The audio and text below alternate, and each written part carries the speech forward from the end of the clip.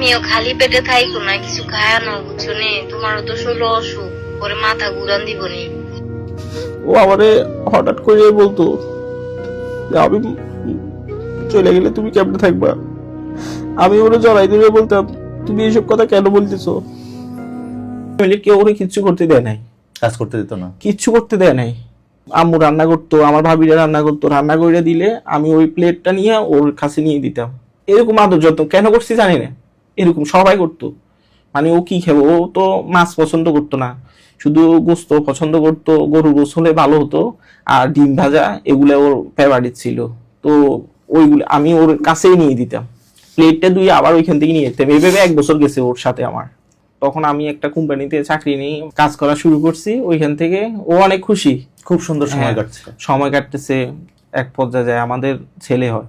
এর মাঝখান দিয়ে ওদের বা ফ্যামিলি থেকে ওর খালা মনে হয় ফোন করছিল, ফোন করে একবার ওর সাথে যোগাযোগ করছিল। এত কিছু বলি নাই, বলছে ও প্রেগনেন্ট, এরকম এগুলো বলছে। তো ওরা এত রাগ, মানে ওদের মেয়ে নেই, তেজ করে দিছে শেষ। মা কান্না করে আর কি, মা খালি মা কান্না করলে কান্না মা তো অসহায়, কাকে বলবে। বাপে যেটা বলে ওইটাই তো বলে, যে ও আসলে তো ও থাকবো, আমি বাইরে হয়ে যাবো। এক কথায় ওর কথা শুনতে পারেনি। এই কথা যখন আমার ওয়াইফ শোনে, ও তো কান্নায় ভেঙে পড়ে, কয় যে থাক আমার যাইতে হইব না। পরে যখন বাচ্চা হইতেছে, আসলে আমি ওই দিন অনেক ভয় পাইছিলাম, ডাক্তারের ফাঁয়ে ধরে ফেলতেছি আমি, ম্যাডামটার যিনি করবেন। আমি বলছি, একটু দেখেন, আমার খুব ভিতরের লোকও, আমার অনেক কাছের কেউ, মানে অনেক ভয় পাইতেছিলাম। আমি ওর ভরসা দিব কি, ও আমার ভরসা দিতেছে। আমার ওয়াইফে বলতেছে, দেখো তুমি এমন করো না, কিচ্ছু হইব না। পরে আমার ছেলে সন্তান হইল, অনেক খুশি, সবাই খুশি। ওই দিন রাতে ওদের বাড়ি থেকে একটা কল আসছিল, ফোন দিয়ে জিজ্ঞেস করছে, যদি বাচ্চা হয়। হ্যাঁ।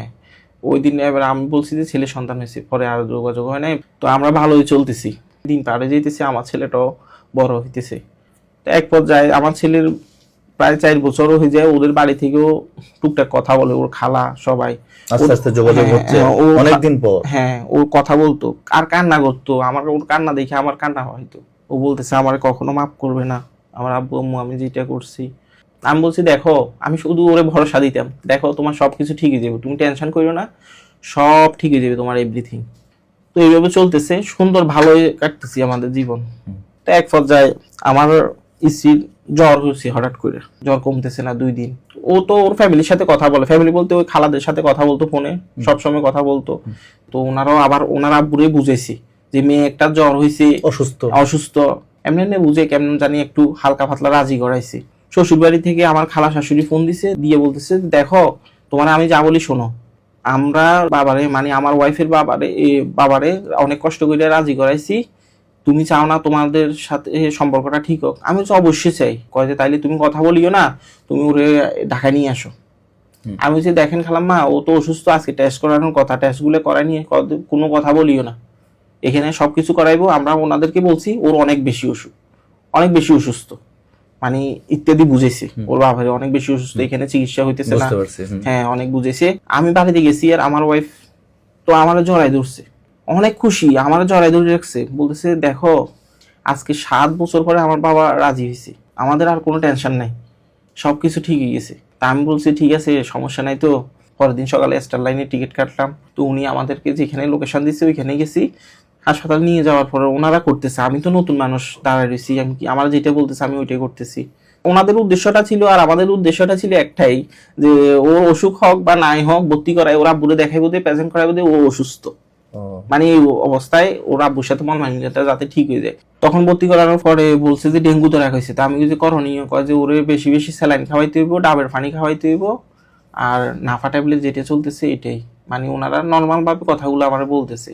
ওর আব্বু, ফ্যামিলির লোকজন সবাই আসছে, বলতেছে যে আমার আব্বু আসুক, যে আসুক, তুমি সইরো না। ও আমার বলছে যে মায়ের খেলে আমার লাগে মায়ের খেতে ফেলবে না। আমি কিন্তু অবশ্যই পারবো না, কি জন্য আসছে সবাই। ওর একটাই কথা, সবার কাছে মাপ চাইতেছে, শুধু আমার মাফ কইরা দাও, আমি অন্যায় করছি, চলে গেছি, তোমাদেরকে কষ্ট দিছি, আমার মাফ কইরা দাও। আমি শুধু এসে শুধু একটা কথা জিজ্ঞেস করছি আমার ওয়াইফকে, যে তোমার মাফ করছে না? যে হ্যাঁ করছি। ও হাসি দিছে একটা, হ্যাঁ করছে। তখন ওর অবস্থা আরো খারাপের দিকে যাইতেছে গা। তো পরে ওর ফার্স্ট রেট কমতেছে, শুধু মাস্ক লাগাই রাখছে ওর মধ্যে অক্সিজেন। তো আমার পা দিয়ে একটু একটু টাচ করে উঠেছে, বলতেছে খারাপ লাগতেছে, আমার হাত দিয়ে বলতেছে, কথা বলতে পারতেছে না। ওর নিঃশ্বাস ভারী হয়ে যেতেছে, মানে হাতটা তো ফুলে রয়েছে, নিঃশ্বাস ভারী হয়ে যেতেছে, কথা বলতে পারতেছে না। ডাক্তার একটা ডাইকে নিয়ে এসেছি অনেক কষ্ট করে। উনি প্রায় আধা ঘন্টার মতো মানে দেখছে অনেকক্ষণ ইয়ে করে। আমার এক পাশে টাইনে নিয়ে বলতেছে যে কয় যে ওর অবস্থা ভালো না। আমার হাত পা একবারে ঠান্ডা হয়ে যেতেছে। আমি কিছু ভালো না, কি করতে হবে স্যার? কয় যে ওনার আইসিইউতে নিয়ে যেতে হবে। আইসিইউতে নিয়ে গেছি, সবকিছু একবারে লাল বাতি মারতেছে। ওর আসলে একটু ময়লা লাগলেও কেমন করে উঠতো। ওই মানুষটার বুকের মধ্যে হাসি বসতেছে, ওই মানুষটার ভিতরে নল ঢুকে রাখছে। আইসিইউ এখানে নার্সটা বলতেছে আপনার সময় শেষ। আসলে আমার ওয়াইফের তো সময় শেষ, আমার ওয়াইফের সময় নাই। রুগীর আসলে অবস্থা খারাপ। আমার থেকে একটা সিগনেচার নিতেছে, বলতেছি নামাজ পড়বো। নামাজ পড়ে আসছি, আইসে দাঁড়ায় রয়েছি ওই যে আইসিইউর সামনে গেটে। 5টা থেকে 8টা বাজে ফেলছে। আমি তো দাঁড়ায় রয়েছি এখানে, কেন ঢুকতে দিতেছে না। এক পর্যায়ে ওই নার্স উনি তখন আমার বলতেছে যে তো নাই, মানে আমার ওয়াইফের কথা বলতেছে। মারা গেছে? হ্যাঁ, আমি তো ওইখানে শেষ, উনি নাই।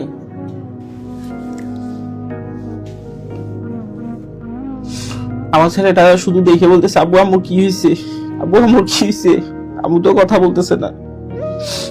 আমি আব্বু আম্মুরে আল্লাহ নিয়ে গেছে, আল্লাহ অনেক খারাপ,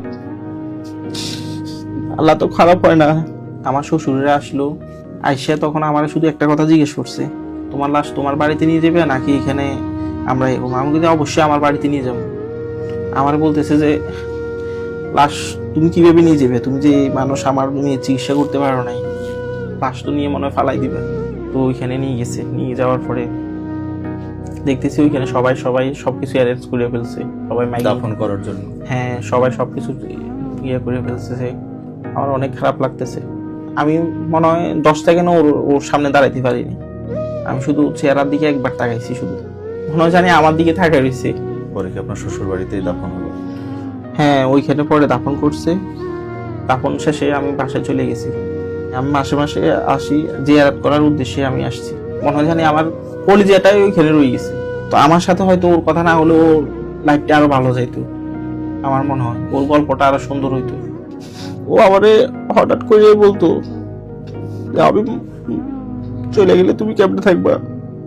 আমি ওরে জড়াই ধরে বলতাম তুমি এইসব কথা কেন বলতেছো।